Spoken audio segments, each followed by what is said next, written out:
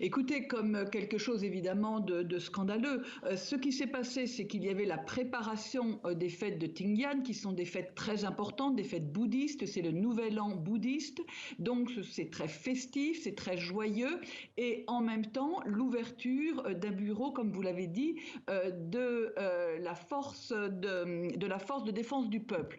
Et donc, si vous voulez, l'armée a frappé de façon aveugle, de façon sans distinguer ce qui relevait, si vous voulez, de la population civile et de la préparation des fêtes du Nouvel An, de l'ouverture de ce bureau, provoquant la mort de plusieurs dizaines de personnes. On a retrouvé au moins 80 corps. On estime qu'environ 100 personnes sont mortes et qu'il y a plusieurs dizaines de blessés. Donc, si vous voulez, c'est la plus grande attaque de la part de l'armée.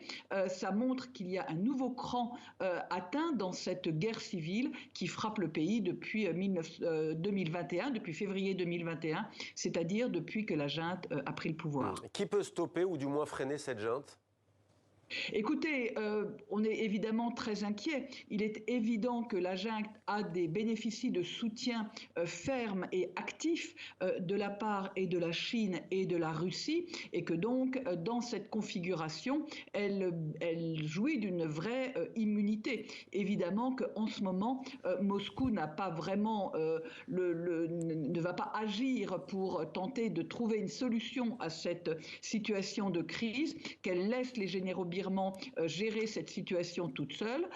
De la même façon, la Chine ne veut pas s'ingérer dans les affaires intérieures de la Birmanie et donc laisse l'armée au pouvoir, avec qui d'ailleurs elle s'entend très bien, pour régler ce conflit intérieur.